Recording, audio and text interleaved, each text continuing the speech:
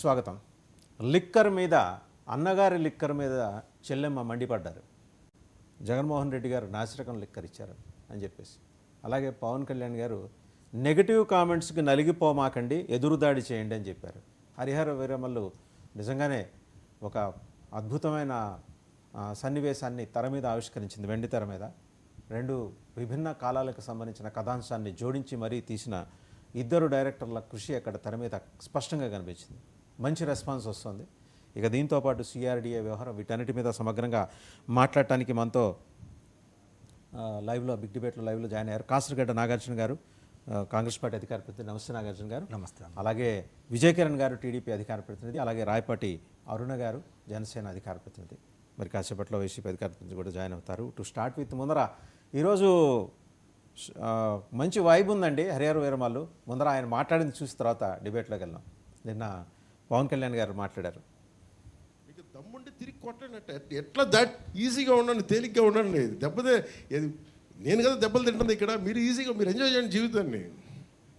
అంతేగాని కూర్చోబెట్టి ప్రతి సోషల్ మీడియా కామెంట్కి దీనికి నలిగిపోకండి. అట్లా మీకు దమ్ముంటే తిరిగి కొట్టండి, ఎట్లా దాడి చేయాలి అలా చేయండి. నెగిటివ్ ఆస్పెక్ట్స్ కొట్టి నవ్వలేయండి. మనం కొంతమంది బాయ్కాట్ చేస్తాం, నెగిటివ్ రివ్యూస్ అంటే సార్ ప్లీజ్ గో అహెడ్, నాకు అసలు ఇబ్బంది లేదు. నా సినిమా ఆపుతున్నాను, నేను ఎంత స్థాయికి ఎదిగానో మీరు చెప్తున్నారు. నా గురించి నాకు తెలియదు, కానీ మీరు చెప్తున్నారు నా ఎదుగుదల ఎంత. ఎవడో ఒక హీరో ఒక సినిమా తీస్తే ఆ సినిమాని మిమ్మల్ని భయపెట్టేంత స్థాయిలో ఉందా? నా మీద కూర్చోబెట్టి ఒక క్విట్ ఇండియా మూమెంట్ ఇదేమన్నా, ఇదే క్విట్ ఇండియా మూమెంట్ లాగా బాయ్కా అంటే ఏం చేస్తారు చేసుకోండి అన్నాను. ఏం ఫరక్ పడుతుంది, ఏమి తేడా పడుతుంది? నథింగ్. రైట్. అరుణ్ గారు, పొద్దున మంచి పాజిటివ్ వైబ్స్ ఉన్న మాటలు విన్నాం.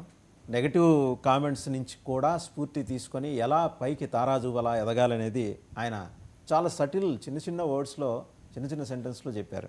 Really we have to appreciate the spirit.